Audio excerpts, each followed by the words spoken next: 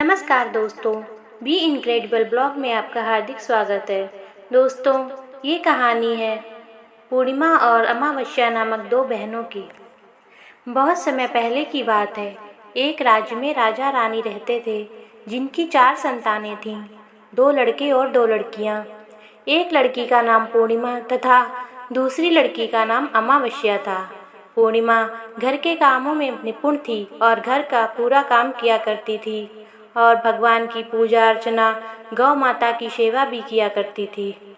और वहीं उसकी दूसरी बहन अमावस्या ना ही घर का कोई काम करती थी, ना ही भगवान की पूजा अर्चना करती थी और ना ही गौ माता की सेवा करती थी।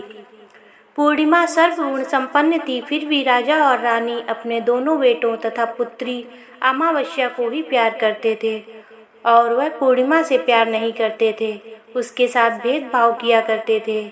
राजा की चारों संतानें धीरे धीरे बड़ी हो रही थीं। जब वे चारों बड़े हो गए, राजा ने अपने दोनों पुत्रों का विवाह योग्य कन्याओं के साथ करा दिया। इसके बाद रानी ने राजा से कहा कि अब दोनों पुत्री विवाह के योग्य हो गई हैं, अब इन दोनों का विवाह भी किसी योग्य वर से करा दीजिए। लेकिन पुत्री अमावस्या का विवाह किसी बड़े खानदान में कराना और पूर्णिमा का विवाह किसी गरीब परिवार में कराना, क्योंकि पूर्णिमा को केवल भगवान की पूजा पाठ करना ही पसंद है और गाय की सेवा करना पसंद है। अब रानी ने राजा को दोनों पुत्रियों का रिश्ता तय करने के लिए भेज दिया। राजा ने अपने पड़ोसी राज्य में जाकर वहाँ के राजा के पुत्र से अमावस्या का रिश्ता तय कर दिया और वहीं पास के गांव में जाकर एक गरीब परिवार के लड़के से पुत्री पूर्णिमा का रिश्ता भी तय कर दिया।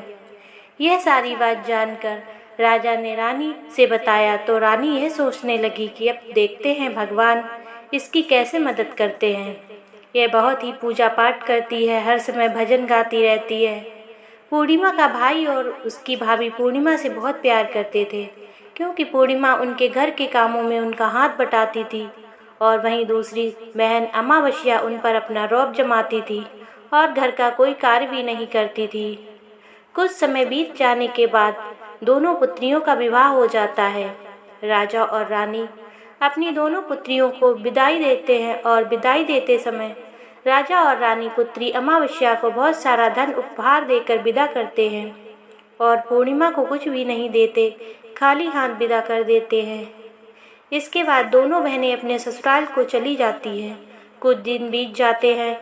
एक दिन अमावस्या अपने घर पर शिव जी की कथा रखती है, जिसमें वह सभी गांव वालों को निमंत्रण देती है और अपनी बहन पूर्णिमा को नहीं बुलाती।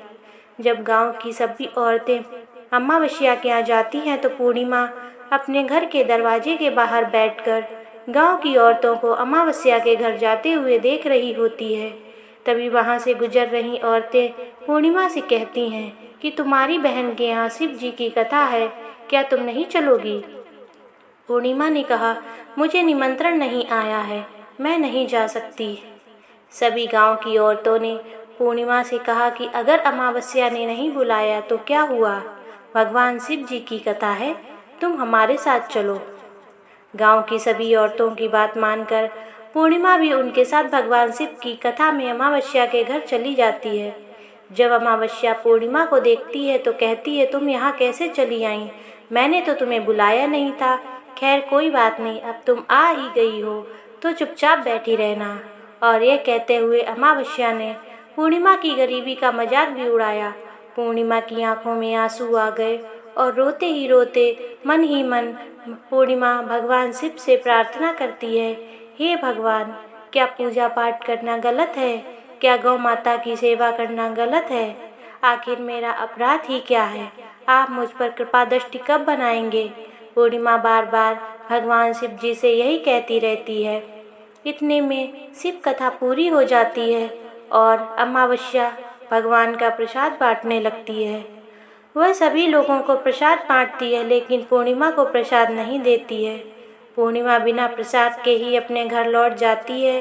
रास्ते में पूर्णिमा यह सोचते हुए चलती है कि यदि बच्चे उससे कथा का प्रसाद मांगेंगे तो उन्हें क्या जवाब देगी। फिर पूर्णिमा ने सोचा कि अपने भाई मायके में भाई और भाभी के यहाँ जाएगी और वहाँ जाते हुए वहाँ बच्चों के लिए कुछ लेकर जाएगी। ऐसा सोचते हुए पूर्णिमा अपने घर वापस लौट आई। घर वापस लौटकर आने के बाद वह अपने पति और बच्चों से कहती है कि वह अपने मायके जा रही है। पति ने कहा ठीक है, और कुछ समय के बाद पूर्णिमा अपने मायके के लिए रवाना हो गई। चलते चलते रास्ते में एक चबूतरा आया जिस पर तुलसी का पौधा लगा था। उस चौखट पर एक बूढ़ी अम्मा बैठी हुई थी। वह कोई और नहीं, साक्षात तुलसी माँ थी। उस बूढ़ी माता ने पूर्णिमा से कहा, बेटी तुम कौन हो, कहाँ जा रही हो? पूर्णिमा अपना परिचय देती है। परिचय देने के बाद बूढ़ी औरत ने पूर्णिमा से कहा कि यहाँ तुलसी जी का पौधा सूख रहा है, इसमें थोड़ा सा पानी डाल दो, इस चबूतरे की साफ सफाई कर दो, जिससे मुझे थोड़ी ठंडक मिलेगी। पूर्णिमा ने कहा कि ठीक है माई, मैं तुलसी में पानी डाल देती हूँ, यहाँ की साफ सफाई भी कर देती हूँ। पूर्णिमा ने साफ सफाई करने के बाद बूढ़ी अम्मा को नहला दिया और बूढ़ी अम्मा की सेवा भी की, उनके पैर दबाए। बूढ़ी अम्मा से कहा कि माँ जी और बताइए, मैं आपकी क्या सेवा करूँ, और कोई काम हो तो बता दीजिए, मैं कर दूँगी। बूढ़ी अम्मा ने कहा कुछ नहीं, अब तुम जाओ, वापस आते समय मुझसे मिलते हुए जाना। बूढ़ी माँ ने बूढ़ी अम्मा से कहा ठीक है माँ जी, मैं जाती हूँ, वापस आते समय आपसे मिलते हुए जाऊँगी। कुछ समय आगे चलने के बाद एक शिव मंदिर आया। वहाँ पर पूर्णिमा को एक बूढ़ी बाबा मिले जो मंदिर के बाहर बैठे हुए थे। वह और कोई नहीं, साक्षात भगवान शंकर जी थे। उन्होंने पूर्णिमा से कहा कि कहाँ जा रही हो बेटी, तुम कौन हो? तब पूर्णिमा ने अपना परिचय दिया। फिर उस बूढ़े बाबा ने पूर्णिमा से कहा इस चबूतरे की और इस मंदिर की सफाई कर दो। तब पूर्णिमा ने मंदिर की और चबूतरे की साफ सफाई कर दी। वहाँ पर पूजा पाठ अर्चना भी की और साफ सफाई पूजा अर्चना करने के बाद उसने बूढ़े बाबा की सेवा भी की। तब पूर्णिमा ने बूढ़े बाबा से कहा बाबा कोई और काम हो तो बताइए। तब बूढ़े बाबा ने कहा नहीं बेटी, अब तुम जाओ और वापस आते समय मुझसे मिलते हुए जाना। पूर्णिमा ने कहा ठीक है बाबा, मैं जाती हूँ, वापस आते हुए आपसे मिलते हुए जाऊँगी। आगे चलते चलते कुछ दूर चलने के बाद पूर्णिमा को एक काली माता का मंदिर दिखा। वहाँ भी एक बूढ़ी अम्मा चबूतरे पर बैठी हुई थी। उस बूढ़ी औरत ने भी पूर्णिमा से कहा कि बेटी तुम कौन हो, कहाँ जा रही हो? पूर्णिमा ने उस बूढ़ी औरत को भी अपना परिचय दिया। उस बूढ़ी औरत ने पूर्णिमा से कहा कि यहाँ पर सभी पूजा पाठ करने के लिए आते हैं, लेकिन मंदिर की साफ सफाई करने के लिए कोई नहीं आता, इसलिए बेटी तुम मंदिर की साफ सफाई कर दो। पूर्णिमा ने कहा ठीक है माता जी, और पूर्णिमा ने मंदिर की साफ सफाई कर दी, माता जी का श्रृंगार भी कर दिया। तब उस बूढ़ी अम्मा को भी नहला दिया और बूढ़ी अम्मा के पैर भी दबाया। कहती है सभी काम हो गया, माँ जी कोई और काम हो तो बताइए। बूढ़ी अम्मा कहती है नहीं बेटी, अब तुम जाओ, लेकिन वापस आते वक्त मुझसे मिलते हुए जाना। पूर्णिमा ने कहा कि ठीक है। वह आगे चली जाती है। आगे चलते चलते एक नदी आती है। वहाँ पर भी एक बूढ़ी अम्मा बैठी रहती हैं। वह कहती हैं बेटी तुम कौन हो, कहाँ से आई हो? उनको भी पूर्णिमा अपना परिचय देती है। बूढ़ी औरत पूर्णिमा से कहती है कि नदी पर स्नान करने तो सब आ जाते हैं, लेकिन यहाँ पर साफ सफाई कोई नहीं करता, इसलिए तुम इस किनारे पर साफ सफाई कर दो। पूर्णिमा कहती है ठीक है माँ जी, और वहाँ की साफ सफाई कर देती है और उस बूढ़ी अम्मा के पैर दबाती है और कहती है माँ जी कोई और काम हो तो बताइए। बूढ़ी औरत कहती है कुछ नहीं बेटी, तुम जाओ, लेकिन वापस आते वक्त मुझसे मिलते हुए जाना। वहाँ नाव में बैठकर नदी के दूसरे किनारे पहुँच जाती है और वहाँ अपने मायके के घर पहुँच जाती है। वहाँ पर पूर्णिमा के भाई और भाभी पूर्णिमा को देखकर बहुत खुश हो जाते हैं। वे पूर्णिमा की बहुत खातिरदारी करते हैं और उससे बहुत सारी बातें करते हैं और कहते हैं कि बच्चों को भी साथ में लेकर आती तो बहुत अच्छा होता। अब कुछ समय के बाद पूर्णिमा ने वापस अपने ससुराल जाने को कहा तो उसकी भाभी ने उसके लिए एक साड़ी दी और बच्चों के लिए कपड़े, खाने पीने की चीज़ें रख दी और कहा बहुत दिनों के बाद आती हो। पूर्णिमा की भाभी ने एक थैला पूर्णिमा के हाथ में दिया और कहा कि जाओ जल्दी वापस आना। इसके बाद पूर्णिमा वहाँ से अपने ससुराल के लिए निकल गई और उसी नदी के किनारे पहुँची। नाव में बैठकर उस दूसरे किनारे पर उतर गई। वहाँ पर पूर्णिमा को वही बूढ़ी अम्मा मिली जो साक्षात गंगा मैया थी। उस बूढ़ी अम्मा ने पूर्णिमा को एक थैला दिया और कहा कि इसे तुम अपने घर जाकर ही खोलना। अब पूर्णिमा के साथ बहुत सारे पैसे हो गए थे। उन्हें लेकर पूर्णिमा वहाँ से आगे गई। आगे कुछ दूर चलने पर काली माता का मंदिर आया। वहाँ पर काली माँ बूढ़ी माँ के रूप में विराजमान थी। उन्होंने कहा, बेटी पूर्णिमा आ गई। उन्होंने पूर्णिमा को एक थैला दिया और कहा, ये थैला अपने घर जाकर ही खोलना। अब पूर्णिमा के पास 3 थैले हो गए थे।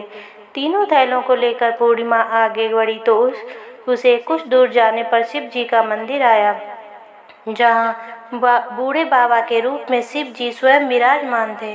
बूढ़े बाबा ने कहा, पूर्णिमा तुम वापस आ गई। पूर्णिमा ने कहा, हाँ बाबा मैं वापस आ गई। बूढ़े बाबा ने भी पूर्णिमा को एक थैला दिया और कहा कि यह थैला तुम घर जाकर ही खोलना। पूर्णिमा ने कहा, ठीक है बाबा। अब पूर्णिमा के पास 4 थैले हो गए थे। पूर्णिमा ने चारों थैलों को एक पुरानी साड़ी में रखकर एक गठरी जैसे बना ली, फिर सिर पर रखकर वहाँ से रवाना हो गई। कुछ दूर जाने के बाद उसे तुलसी माँ बूढ़ी औरत के रूप में मिलती हैं और कहती हैं कि पूर्णिमा तुम आ गई। पूर्णिमा कहती है, हाँ माँ जी मैं आ गई।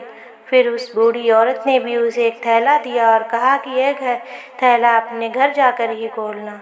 पूर्णिमा कहती है, ठीक है माँ जी। अब पूर्णिमा के पास 5 थैले हो गए थे।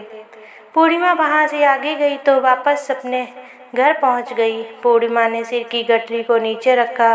सबसे पहले अपनी माँ के थैले खोलने लगी। उसमें बच्चों के लिए अच्छे अच्छे कपड़े, खाने पीने की चीज़ें थीं। उसने कुछ गहने भी थे। पूर्णिमा ने कपड़े अपने बच्चों को दे दिए, खाने पीने की चीज़ें भी बच्चों को दी। बच्चे यह सब पाकर बहुत खुश हुए।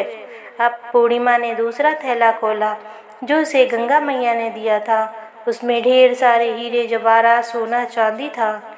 इसके बाद अब पूर्णिमा ने तीसरा थैला खोला जो उसे काली माता ने दिया था।